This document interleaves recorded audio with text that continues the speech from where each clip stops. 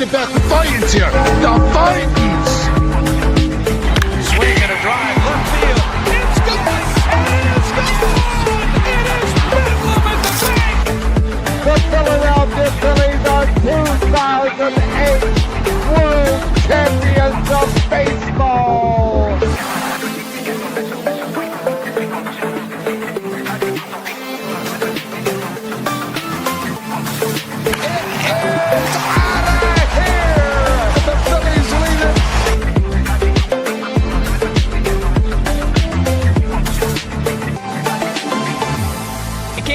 Podcast right here. You already know. Go fucking subscribe. You are now listening to the 302 Birds Phillies postgame show with Eric, Chaos Chris, Dalt, and Ballpark Tommy. Proudly powered by TickPick. Check out the link in the bio for $10 off your first order today. Let's take it to the show. If I had a nickel for every time this Phillies offense absolutely fucking stunk when a starting pitcher had an absolute gem, I would probably be a rich man right now. Because holy shit, did Mick Abel go out there and, in my opinion, pitch a fucking gem of a game tonight just for this offense to absolutely shit the bed. It seems like every time this Phillies offense, one night they just go out there and they score runs, they have a great game, looks like they're unstoppable, and then the next night they just come out and they absolutely stink. And it doesn't help that tomorrow the Blue Jays have a pitcher who the Phillies just can't hit off of. I mean, like, Friday, dude. This was fucking atrocious tonight. Yeah, it was one of those typical low-scoring Phillies pitching duel games. It's another game where the offense just came up flat again. Like I mentioned to Shar before we came on here that ever since after the first inning yesterday, our offense has only scored 1, 2, 3 runs. That's it. We had that one big inning, and then after that, our offense just fell flat ever since that hot start coming to Toronto. So, yeah, I don't know what to say. I mean, right. And I mean, we have a couple things to talk about tonight. It's not going to be a very long show because it wasn't a very eventful game, in my opinion. But first thing I kind of want to take a look at and kind of want to talk about is Mick Abel. I mean, he was really the only bright spot in this game tonight.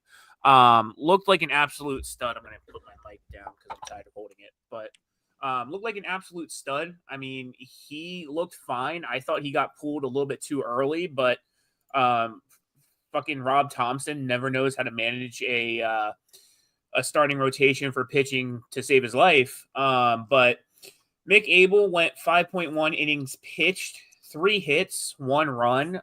He earned it. But his ERA, I mean, granted, he hasn't really pitched that long. He's pitched about, I think, 12 innings now. His ERA is still sub-1, which is pretty good. He's gone 11.1 innings scoreless, and I thought he was fine. I mean, I don't have any complaints with him there. Looking at one of the stat lines that was actually brought up, I'm going to pull it up here on Twitter, but he's the first Philly starter since Cole Hamels in 2006 to begin his career with 10-plus scoreless innings. So, I mean, that's definitely such a huge stat for him to have coming behind Cole Hamels, who is probably one of the best Phillies pitchers in my lifetime that I've seen. But overall, I mean, not a bad outing from him. The offense just couldn't get behind him. After Abel was Kerkering, he went 0.2 innings pitched to close out that inning. And Kerkering looked fine. No hits, no runs, only 1 strikeout, 3.09 ERA. Followed by Strom, 1 inning pitch, no hits, no runs. Banks, 1 innings pitch, no hits, no runs. And then, man, as soon as Romano came in, which we'll get into that in a second, as as soon as he came in and the game was tied, I knew, and Fratty, you can back me up here because I definitely said this, didn't I, Fratty? As soon as Romano came in, I said, watch, somebody's going to hit a walk-off home run off of Romano. Didn't I say that, Fratty? Yeah, I mean, I was hoping that you were wrong about that, but I figured. I think you were pretty much have your crystal ball out, and you were pretty much predicting the future, just like you did with Trey Turner last night. He hit not one but two home runs, so you predicted a couple things to happen this series, and it actually happened. So, Yeah, um, dude. I don't know, man. Like it screams storyline to me. And just I knew it was gonna happen. I knew that Romano was gonna come in and they were gonna lose. And this is definitely a game that I'm sorry to say, but they deserve to lose this game because again, you have a pitcher who has came in and he only had 4 days of rest. I mean, Mick Abel pitched the other night in Lehigh Valley.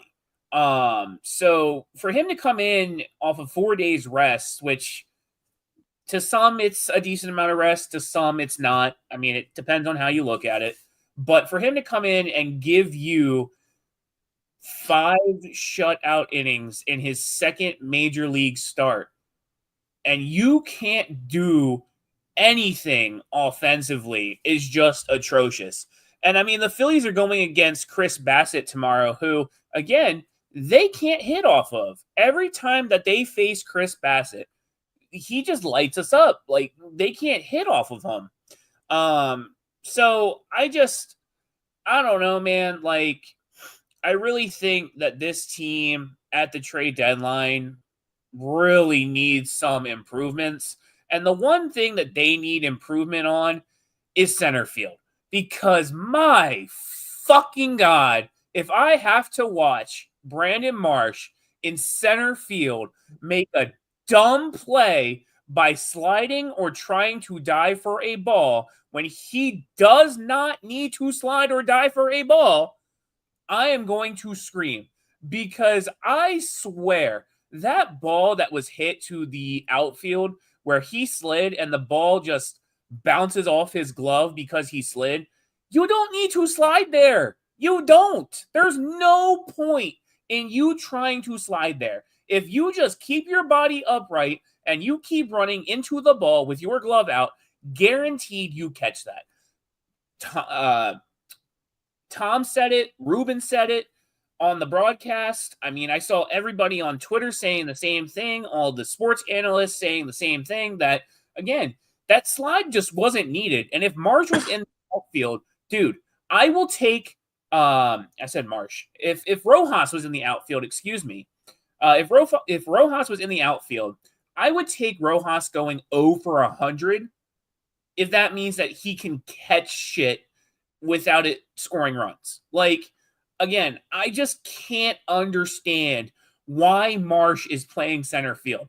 And then you have a guy in Triple A who's batting over 300, who is, in my opinion, way better than Marsh right now, and just is tearing up Triple A. And you have Crawford just sitting there doing nothing.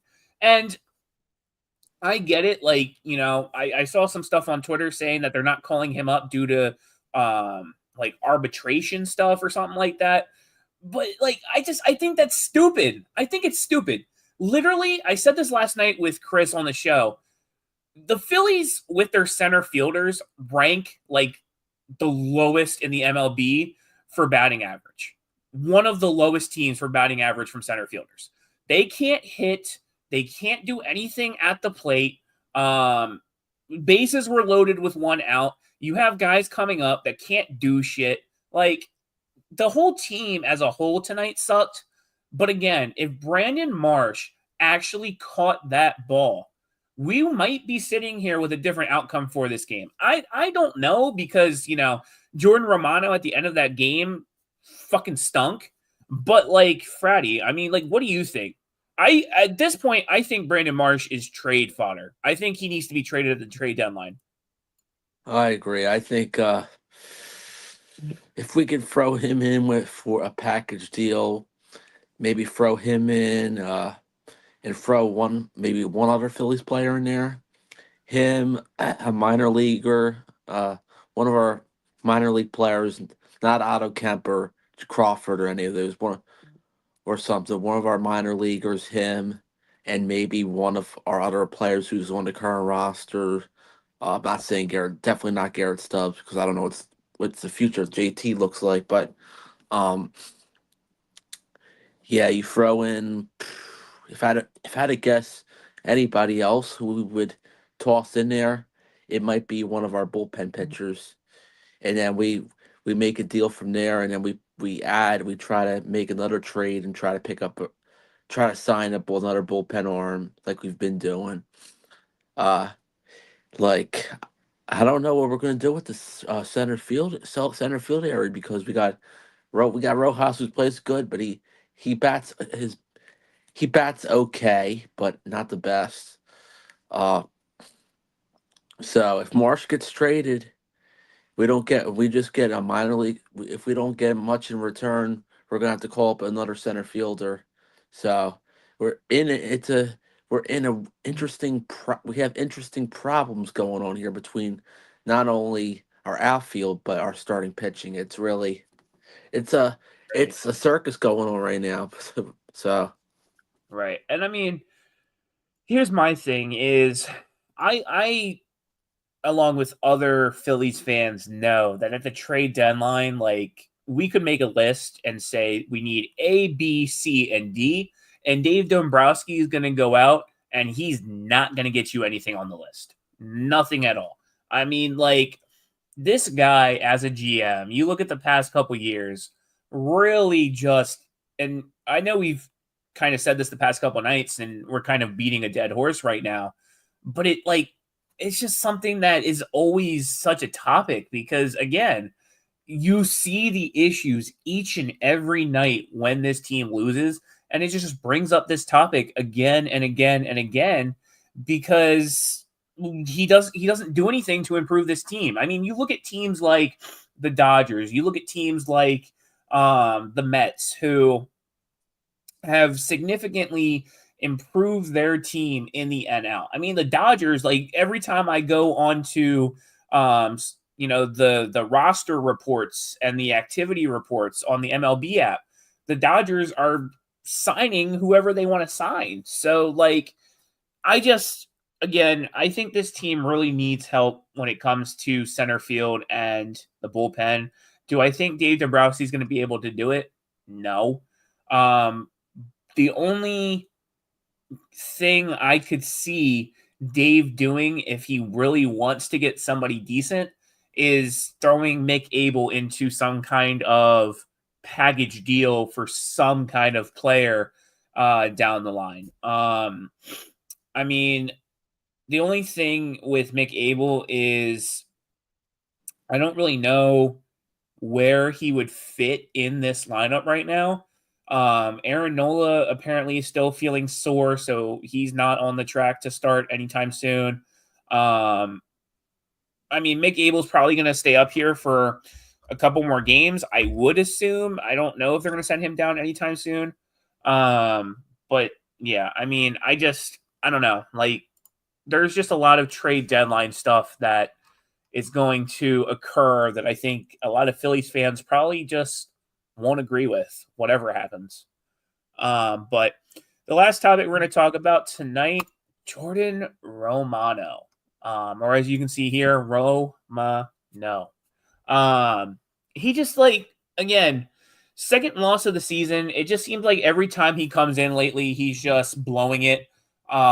He's had a couple good starts, don't get me wrong. Like, he can come in and he can definitely close out a game if he wants to. But tonight he just didn't have it. And I don't know if Romano was really the best choice there to close the game. But again, you really have nobody else because Jose Alvarado isn't available anymore. I mean, he's suspended.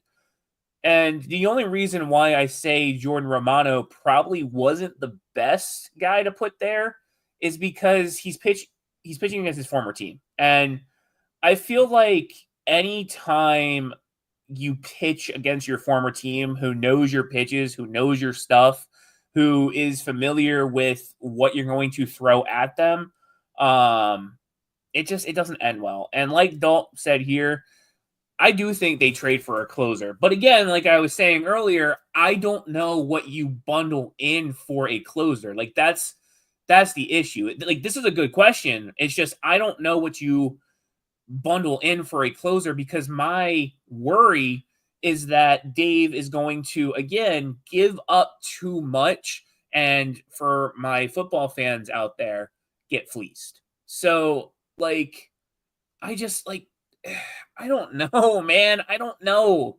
Like, I wish we had a GM like Howie Roseman where I can sit back and I can say, oh, well, our GM knows what he's doing. Like, I know for a fact that he's going to go out there and fill the holes that we need, whether it be draft or whether it be free agents or whether it be trades or whatever. But with Dave, it's just like, I don't know what to expect, man. And it worries me. It really worries me.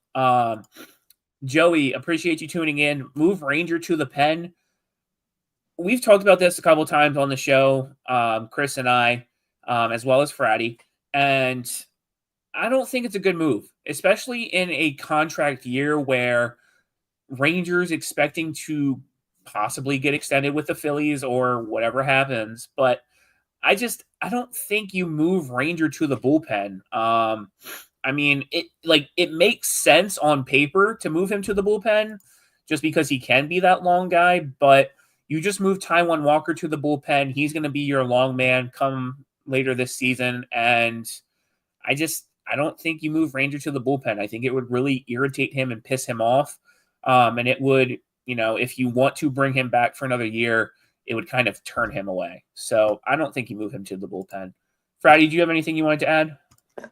Yeah. I don't know about your Romano being our closer in the long run, because I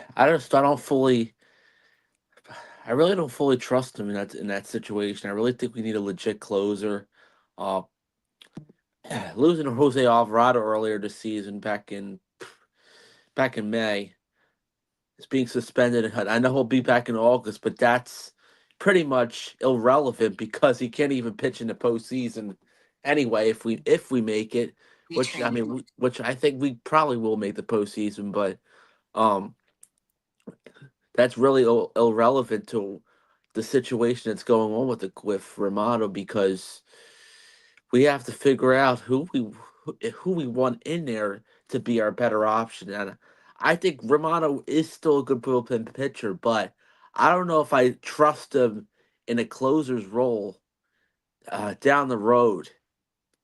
So I think maybe as a setup guy, 7th or 8th inning guy, come postseason, come September, come later in the season, come after the deadline, it remains to be seen.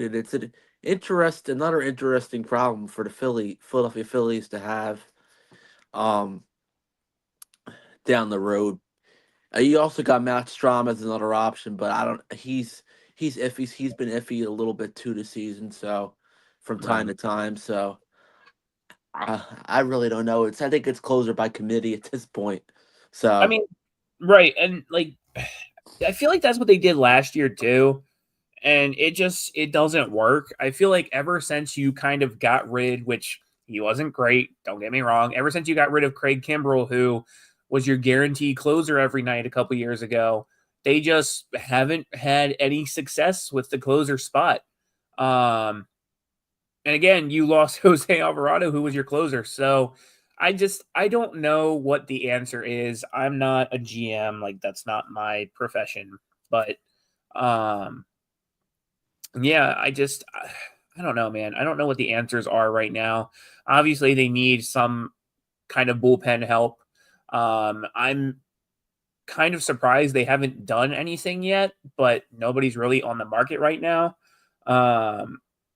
I do hope, though, that Dave really, really learns from previous years and cooks up something that is worthwhile and brings these fans back into the game. Because I feel like right now, Chris, if you're watching, Chris and I were talking about this earlier. I just feel like right now, middle of the season, like, why do we watch? Why are we watching? Like, it's boring. Like, I feel like we know what the expectation is before the game even starts. So, yeah, but that's really all we have for you guys tonight. Phillies lose off of a walk-off hit from Jordan Romano. Phillies lose 2-1. Right now, looking at standings, I think we're still we're a game behind the Mets. We're a game behind the Mets. So, I mean, it all depends on what happens with that game. I think it's kicking off right now against the Dodgers. So they're not really doing much right now. I mean, it's still 0-0 in the top of the first inning. So I'm not staying up for that game. I know you're probably not staying up for that game. I mean, it's not even our teams. So we'll see what happens with the standings tomorrow. And yeah, I mean, that's all we have for you guys. Friday, do you have anything else? I guess I'll probably see you guys on here tomorrow with somebody, whether it be Dahl, whether it be anybody, but I'm not. It's uncertain if we're having the show or not. Just let you guys know tomorrow. But it'll probably be, if we do, it'd probably be 6-ish or 7-ish. Not sure what time. So It's a I day guess stay game tuned. tomorrow. It's a day game Yeah. tomorrow. We'll have somebody Yeah. fill in. I won't be on Yeah. tomorrow because I got things to do in my crazy, chaotic life. But yeah, somebody will be on here tomorrow. But on that note, everybody have a good night. We'll catch you back here tomorrow. Make sure you drop a like and a comment if you are on YouTube. Make sure you retweet if you're on Twitter. If you're on Facebook, I don't know what you do on there. Old people use Facebook. But on that note, we'll see you guys back here tomorrow and roll that outro. See you guys. The Vikings. Swing and a drive.